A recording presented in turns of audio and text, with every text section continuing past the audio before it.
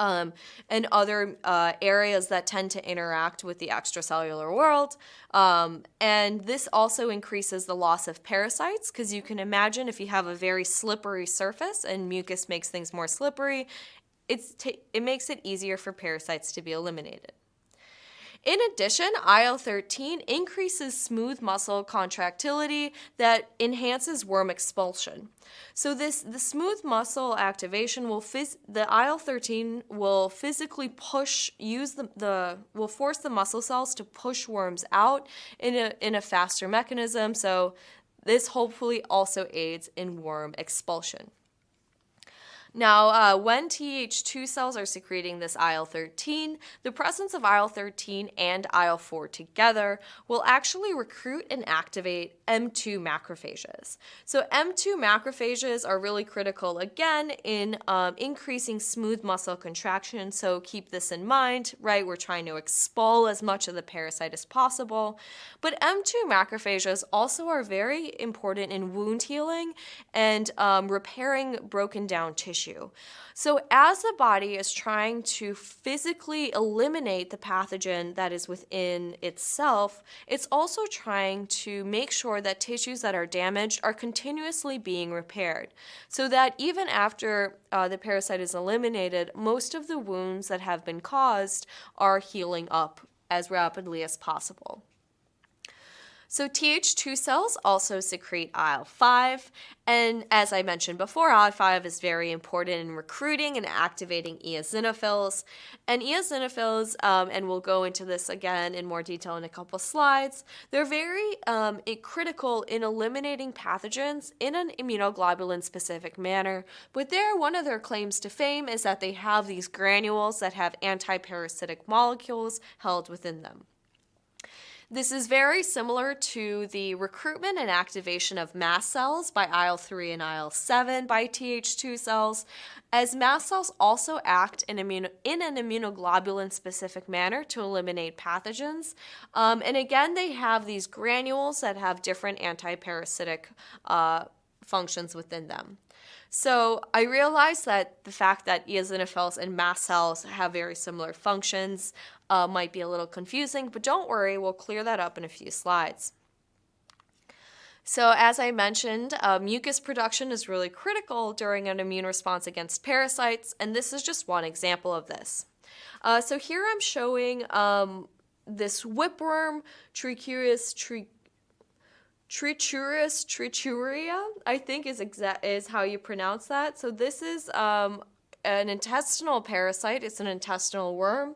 And here you could see the smooth epithelium of the colon. And right here, this rope-like thing is actually the worm that is embedded into the surface of the colon. So you can imagine that this worm needs to infect this colon like this in order to establish an infection. However, creating a lot of mucus within the colon will actually create a border between the intestinal space where the helminth starts and the host cells. So actually, during infection with whipworms, there's a huge production of mucus that's stimulated by Th2 cells and also innate immune sensing of the pathogen. And here you could see a cross-section of the colon, and these are actually goblet cells that produce mucus. And these very large blue circles are mucus-producing organelles within these goblet cells. So you can see how large they've become upon this infection, and they'll start secreting tons of mucus. And so this is really critical, not just in whipworm infections, but in any sort of large parasitic infection that occurs at a part of the body that's interacting with the outside of the body, such as the intestine or the nasal cavities or the lungs. Now, I know that I've hinted at humoral immunity a few times, so let's talk about humoral immunity. Now, when you talk about humoral immunity to viruses and bacteria, the two major ways that antibodies are critical in these infections are through opsinization and neutralization. So what happens in neutralization is that antibodies bind to Here, the example is toxins, but it can also happen to viruses and bacteria. So antibodies will coat the entirety of the outside of these pathogens and basically prevent the cell surface proteins of these pathogens from interacting with their receptors. So this prevents these viruses or bacteria or toxins to execute their function. So they can't infect host cells, they can't activate any of their anti-host responses. And also what's critical is opsinization. So opsinization is a method of phagocytosis that is antibody dependent. So these bacteria or viruses that are coated with antibodies are more readily taken up by macrophages or DCs, as the FC portion of the antibody, as seen here, that's the constant region of the antibody, will interact with the FC receptor on phagocytes to increase the amount of the pathogen that can be phagocytosed and subsequently destroyed. Now, the problem comes in terms of parasites, in that parasites are very, very, very large relative to human cells. So, for example, what we're seeing here is a schistosome larva, and this is just the larval stage. So this is just the smallest stage of the schistosome. So this right here, this very large circle here, is the schistosome. These smaller circles around here, those are eosinophils. So as you can see, even the larval stages of many parasites are much, much larger than human cells themselves. So you can imagine that phagocytosis of these large parasites is going to be nearly impossible. So we've evolved a different mechanism to eliminate these parasites that is really part of this expulsion discomfort of the parasite type immunity that I've been alluding to. So what you can see here is that these eosinophils are attacking the schistosome larva that's present in the serum from an infected patient. So what happens here is this schistosome is actually coated completely with antibodies that are IgA and IgG. So it's important to remember these differences. So eosinophils are recruited to parasites that are coated with IgG and IgA, and the FC receptors on eosinophils, when they're activated by the presence of such an antibody-coated parasite, these cells will then directly release the toxic contents of their granules directly onto or into the parasite. So all of these eosinophils here that are surrounding this schistosome are actually interacting with the schistosome via the antibodies that coat it. The antibodies that are present on the surface of the schistosome are activating the eosinophils, and then the eosinophils are depositing toxic molecules onto this larva. The presence of these toxic molecules onto the larva will either directly kill the larva, or it'll make the larva unable to do any sort of effector mechanisms to stay within the host, such that it is eliminated. Basically, it can make the larva so uncomfortable that it can't secrete any molecules in order to prevent the immune response from attacking it, so it's eliminated from the body. As I mentioned before, eosinophils and mast cells have very parallel ways of functioning in a parasitic infection. However, the important difference is that although eosinophils are activated by IgA and IgG antibodies, mast cells are activated by IgE antibodies. So if you look at a resting mast cell here, we have this resting mast cell that has granules inside of it that contain predominantly histamine and other inflammatory mediators. And so these cells stay kind of not doing much until there's a huge clustering of IgE molecules. So when a pathogen such as a parasite is coated in IgE antibodies, IgE antibodies will rest fairly close together on the surface of the parasite, and so this clustering of IgE antibodies will bring the FC receptors that these mast cells share express very close together, and this activates the mast cell. So this multivalent antigen such as the parasite, will cross-link bound IgE antibodies, and this will cause the release of the granule contents. So you can see here that what actually happens is very close to what's depicted in these cartoon versions, where we see our resting mast cell that has these granules containing all these antiparasitic molecules, and then these are released once the mast cell is activated. Again, these act in order to make the parasite feel uncomfortable and make sure that it is expelled as quickly as possible from the body. Now, antibodies are very, very critical in the response against parasites, as it allows for a very high concentration of histamines or other antiparasitic molecules right in the vicinity of the parasite, as the eosinophils and mast cells are activated so close to that parasite because they have to interact with those antibodies binding the parasite. Because of this, generating memory responses to parasites is really important, and you can actually use genetically attenuated parasites to generate an immune response. So for example, here what happens is that if you have a malaria parasite, so we've spoken about this before, this malaria parasite starts as a sporocyte and it lives within a hepatocyte, so within a liver cell. These early stages of the development of the sporocyte and the hepatocyte will lead it to start replicating, and then it'll replicate much more readily, and it'll start killing liver cells of the host as they basically take up the whole space of the liver cell in which they're replicating, leading to the death of the host. However, if you have a malaria parasite that is unable to get to certain stages of development. So, for example, here you can genetically attenuate this parasite so you can prevent it from going from one certain stage to another. Seen here are two examples. Here, this parasite is unable to go from the second stage to the third stage, and this genetically attenuated parasite can't go from the liver stage further on. And although these parasites are replicating, they're unable to kill the host because they're not able to get to that final stages of development. However, they're able to develop enough and be present enough such that there is an adaptive immune response that is generated against these parasites.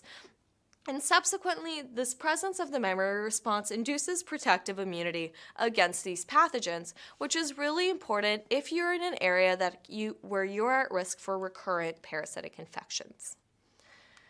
So now that we've gone through many examples of innate and adaptive immune responses against parasites, you might be surprised that parasitic infections still happen, and they're still a really big burden. Now, you might be thinking that this might be kind of strange with all the responses we have, but as I've mentioned before, parasites and other pathogens always live in the context of the host.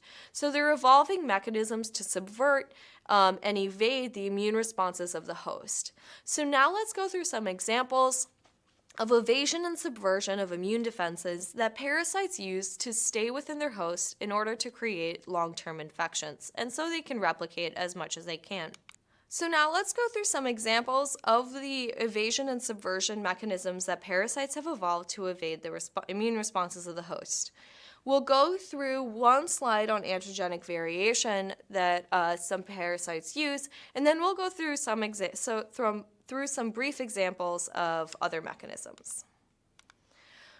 So antigenic variation is a mechanism that is used by a variety of different pathogens to evade the immune response of the host. So here we're looking at an example of tryptosomes, which are the causative agent of sleeping sickness. And this parasite has evolved a remarkable capacity for antigenic variation to evade antibody responses elicited by infected humans. As I've said before, humoral responses against parasites are very critical, as they allow for eosinophils and mast cells and other cells to generate a very highly targeted response against these pathogens. So the surface of tryptosomes are covered in a variant-specific glycoprotein, or VSG. And each tryptosome has about 1,000 genes expressing different VSGs. So for example, here, there's a lot of different differently expressed VSGs, but there's only one site for the expression of a VSG. So even though these tryptosomes have thousands of different types of genes to express on their surface, they only express one at a time. And so what happens is that, so for example, here we have our VSG-A that's expressed, and you could see that at the time of the start of the infection, VSG-A is the major type of VSG that's expressed on the surface of parasites. And then we have anti-VSG-A antibodies that are generated. Once these antibodies are starting to be generated, the pathogen can sense that it's being eliminated and targeted by the humoral immune system. At this point, inactive genes can then be copied into the expression site by gene conversion.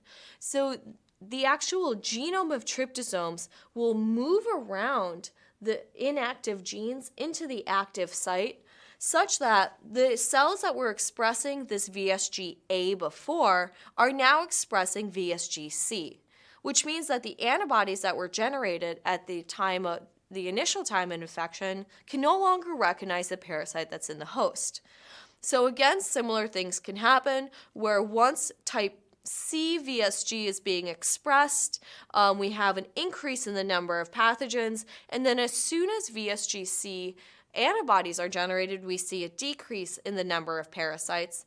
And at this point, again, we have another round of gene conversion that allows for tryptosomes to change the VSG they're expressing. And again, we have an increase of parasites as the adaptive immune system is no longer able to recognize the outside of the tryptosome. And this cycle can keep going on, meaning that this is a very dangerous parasite. So this is a very cool mechanism that tryptosomes have evolved.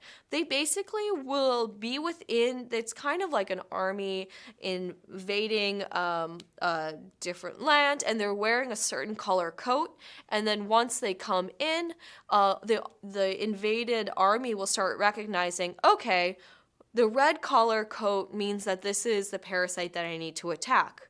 Once they realize that, once the invaders realize that they're being recognized by their coat color, they switch the color of the coats, meaning that they can go unrecognized for a slight bit of time, increasing the pathogen burden, and this continues on and on. So this is just one specific example of how a specific parasite can evade the immune response or subvert it for a small amount of time, but there are also a lot of different mechanisms.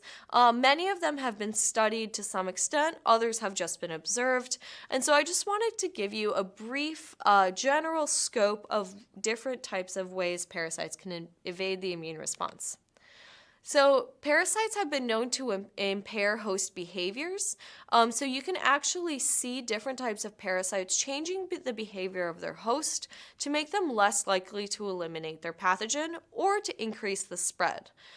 So for example, mites, which are ectoparasites, but they have a cool example, they will bury into the ears of moths to impair the hearing of hunting bats, so that they can be caught more readily so that this parasite can be spread.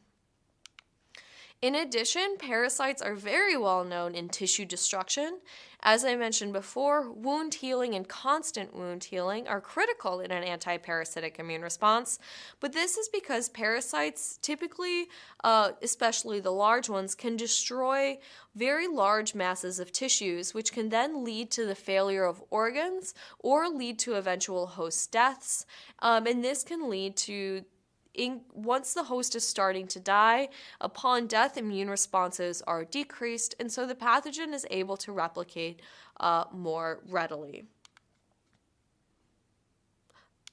We also, parasites can secrete a variety of different virulence factors, just like other pathogens, and these function in a variety of different mechanisms, including the destruction of host cell cytoskeleton, so actually killing cells in the surrounding area. They can disrupt cytokine signaling, and they can change the inflammatory response that's occurring in the host, and they can neutralize host defenses. And again, this often leads to tissue destruction. In addition, parasites can secrete a variety of toxins, which are either secreted or directly embedded into the cell walls of the host cells, and allows pathogens to invade and spread more readily. So toxins have very high biological activity, and act as enzymes that lead to apoptosis and tissue necrosis. Parasites also use a mechanism called response exhaustion. So essentially what a response exhaustion is that when a host is forced to respond to a continuously changing parasite due to the antigenic surface changes, as we saw with tryptosomes, the defense actually starts to break down and lead to the progression of disease, because the T cells and B cells are so active in this response that they become exhausted and can no longer actively work in an anti-parasitic manner, and the immune responses become highly weak, and this allows for secondary infections by other pathogens that then leads to increased pathogenesis by both infecting organisms.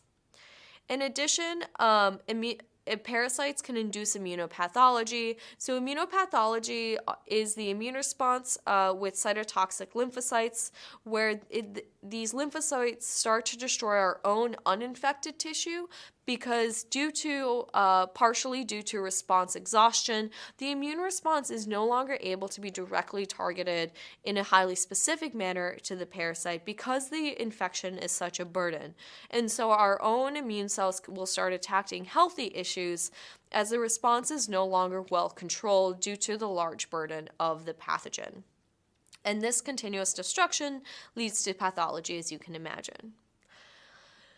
So even though we have a large variety of immune responses against parasites, pathogens have also involved a number of different mechanisms to evade the host, either by directly targeting the immune response using virulence factors or toxins, or by making the host immune response exhausted and no longer being able to fight with the parasite, such as through response exhaustion, immunopathology, and tissue destruction.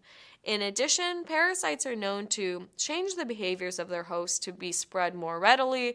However, the impairment of host behaviors is not something that's been very well characterized in human infections, but has been seen mostly in animal infections. So this brings us to the end of our lecture, and today we've gone through an introduction to parasitology, where we talked briefly about what parasites are and different types of parasites. We then went through some innate immune responses against parasites, where we talked about pathogen-associated molecular pattern recognition and DAMP recognition. We also briefly mentioned how phagocytes are actually not as readily used in innate immune responses against parasites due to their size. And we also talked about type 2 ILCs. We then talked about adaptive immune responses against parasites, including Th2 cells and B cells. And we finally concluded with the evasion and subversion of immune defenses by parasites. And that brings us to the end of our lecture, and I hope you enjoyed this lecture on immunity to parasites.